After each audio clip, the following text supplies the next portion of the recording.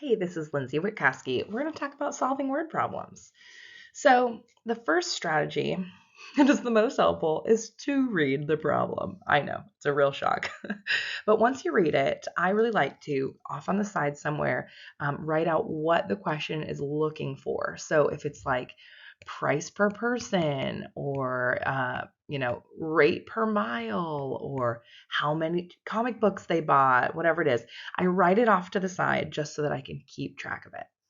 You might want to circle or underline any important things you can find in there, and then especially looking for words that you can translate into math. We'll talk about what that means in a minute.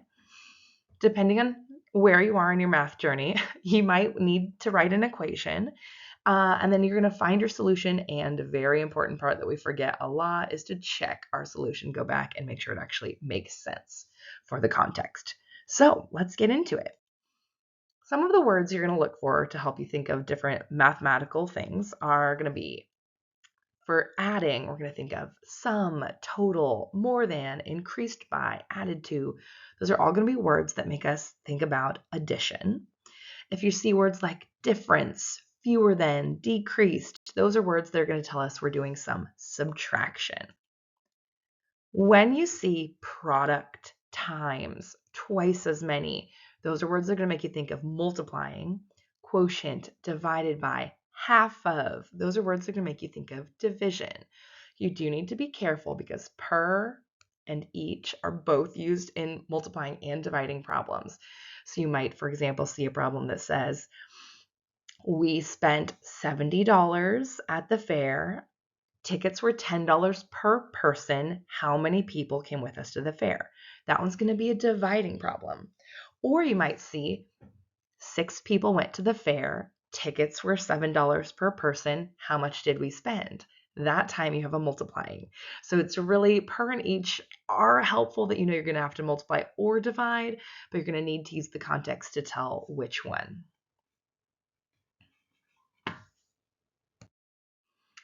There are a few special phrases you'll see sometimes in math word problems. The word consecutive is telling you numbers that are in a row together. So 1, 2, 3, 4, or 7, 8, 9, 10. If you need to represent those in an equation, you can do that by writing them as x plus 1, x plus 2, etc., x plus 3, for as many as you need. That is going to be how you can show consecutive numbers because consecutive are one after the other.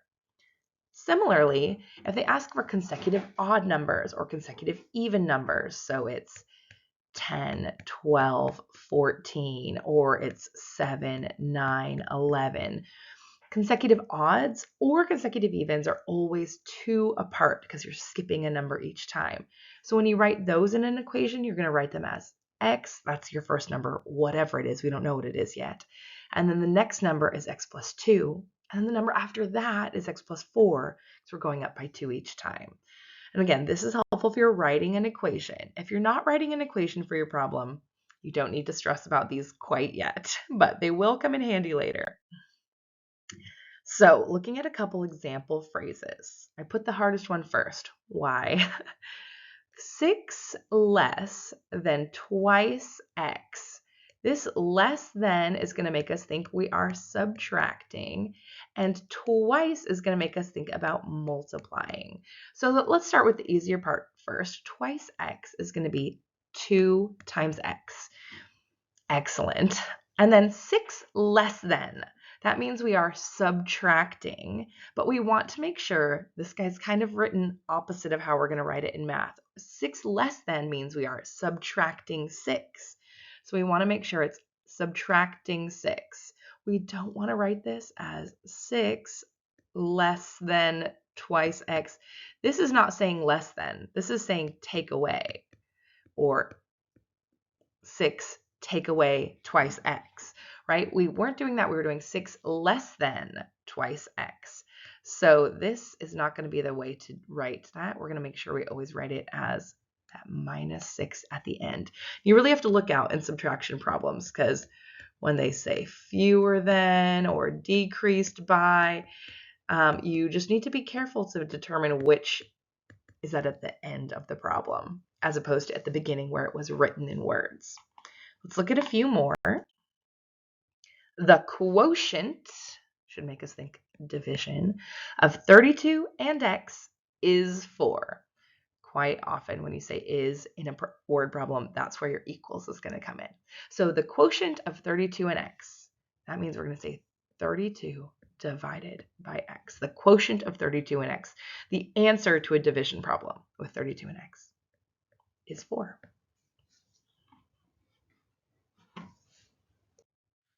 The width, w, multiplied by 6. Nice, we have it right there. It could have said times, but it said multiplied, so we know exactly what it is. The width multiplied by 6. W times 6. Or we can also write this 6w. It's more common for us in math to put the number, the coefficient, first. John bought a pack of crayons and gave 13 of them to his friend. He had 11 crayons left. How many crayons did the pack contain? So we're looking for the original number of crayons before he gave away those 13. So he had some amount. He took away 13, and now he has 11 left. So that's what we're trying to find, is that missing thing right there. So we're going to go back and say, before he gave away those 13, he had 13 and 11 together. So our answer to this guy is going to be 24, because I did 11 plus that 13 to get the original number. Tara takes a test at school and completes it in an hour. The test has 2 sections. If the first section of the test took him 35 minutes, how long did the second section of this test take? So we're looking for how long, the time for the second section. So we have one section and another section, and that adds up to 1 hour. We know that the first part was 35 minutes. This one we have a little extra work to do because we need to figure out how many minutes are in an hour. Maybe you already know. It's 60 minutes. So I need to see, for what's left here, I need to do 60, take away that 35 that's left, and that'll tell me I have 25 minutes left.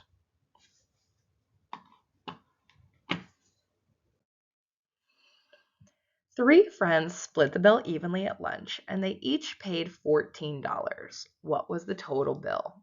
Careful here, we've got each, which just like per is our dangerous one. Are we dividing or are we multiplying? Each of them paid $14, and I have 3 friends. 1, 2, 3 friends, and my total bill, which is what I don't know. Each of these friends paid $14. How much is it all together? Now I said we were going to be multiplying or dividing, and here I wrote it as adding. And that is just because multiplying is really just repeated addition, which is what we're doing here, 14 several times. So 3 friends times $14 each is going to give me my $42 that the original bill was. All right. Sam received $64 for his birthday. He bought comics in the store and now has $47 left. How much were the comics? So we're saying, how much did he spend? That's what we're looking for. He started with $64. He took away some amount on the comics, and he got left with $47.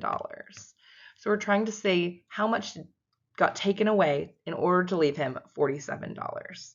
So to solve this guy here, we're going to go 64 minus 47 to tell us that he spent $17 on those comics.